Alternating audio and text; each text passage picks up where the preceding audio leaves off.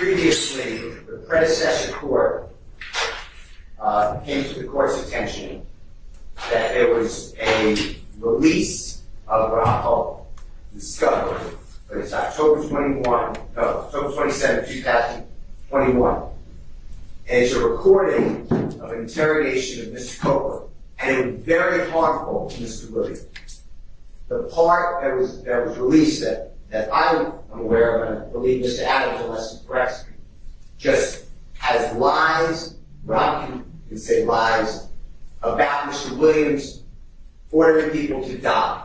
It was very harmful. I asked Judge Glanville, predecessor judge, for relief and a bond because it denied Mr. Williams' right to a fair trial.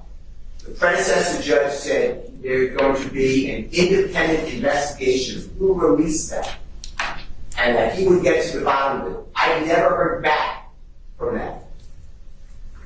A jail call, I listened to all these jail calls. We had others listen to all these jail calls. On a jail call, I didn't say anything last week. I played a jail call where Mr. Copeland said that immediately after telling the authorities in December and February, December 22, December 23, that he had lied and that everything he said was a lie about Mr. Williams, and he's telling this to his friend and his sister. He said all of a sudden this jail call, this interrogation is released.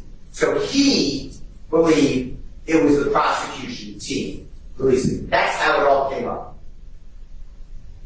For a prosecutor who's an advocate to then vouch for and put her own credibility in issue, that's what I've been objecting to. And to say, we gave it to the defense, and I'm raising my voice because I don't have amplifier and microphone. So I'm not trying to yell. Poor Porter's shaking his head with a smile. My point is, sorry, Your Honor, is that it sounds like I did something wrong. I didn't release anything. I didn't do anything wrong. I was the one objecting to the release of this information. And it was given out, and I'm not very technical, so it was given out on Dropbox, and I was told that's a bad way to do it. And Judge Glanville, then predecessor judge, said, don't do it that way anymore. Yet the Dropbox was never taken down. It was all a mess. And the predecessor judge, and I'm not asking this person, there may have been a great investigation. I just never heard anything.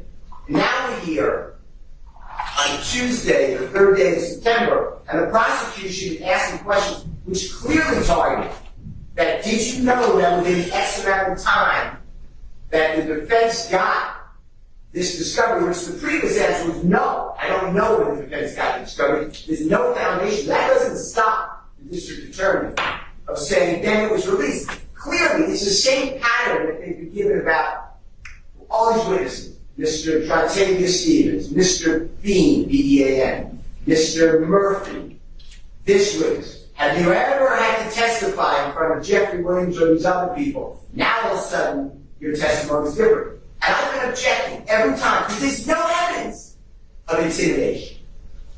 And what happened, which you may not know, and this is based on the information belief, I never spoke with Mr. Copeland about this, so maybe it's not true.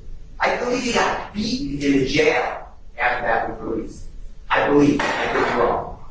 But assuming that's all true, for the prosecutor to now say that their hands are clean, and I can't ask a question. Judge Glanville denied my request to call the prosecutors and their agents to assert under oath, under questioning, who released this. Because it certainly wasn't in Mr. Williams' best interest. So anybody on Mr. Williams' behalf would be would do a disservice to release that Mr. Williams is having people killed in the middle of jury selection. So anyway, my bottom line is this entire, Ms. Hilton has taken, and I have all the cases we argued before, but has taken herself, and she has moved from the position of asking questions and an advocate to testifying as a witness.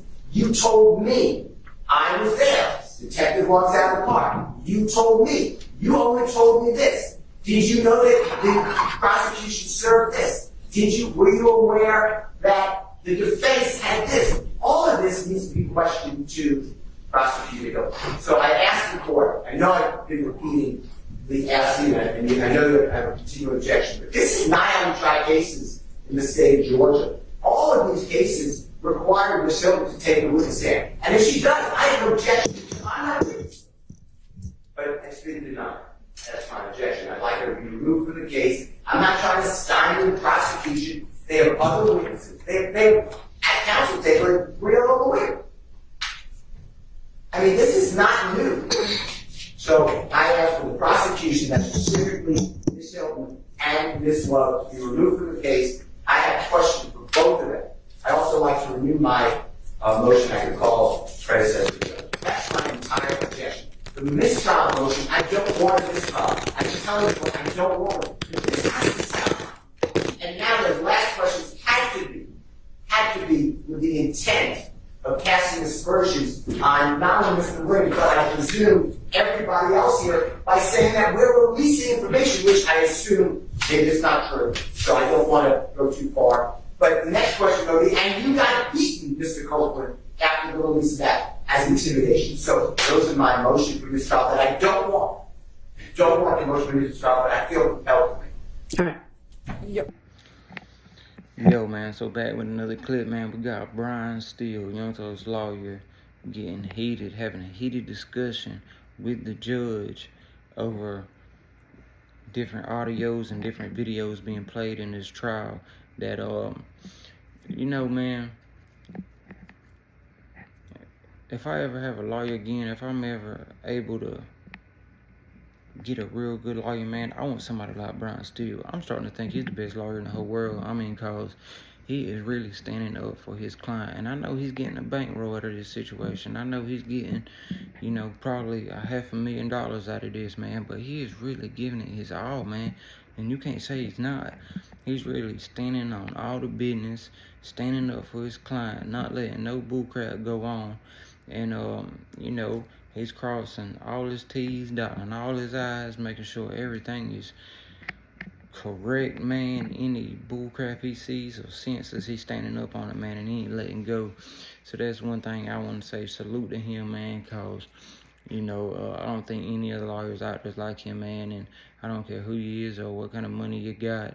Brian Steele, he's been the best lawyer I've ever seen, and that's just straight up, man, because, ain't too many of them out there that's going to be like that and really, stand up against the system. Brian Steele really standing up against the system, for them, no matter what judge it is, if it's Glanville, if it's the one now, he's been Young Thug's lawyer for a whole while, and it's not just only Young Thug's lawyers, a lot of other people's lawyers, man, but probably Young Thug is one of his main clients, and this is probably the biggest case he's ever been on, and probably will be on, and he's been standing on business, holding his own against everybody, and what I like about him, man, he does his deep dive research. He reads every article.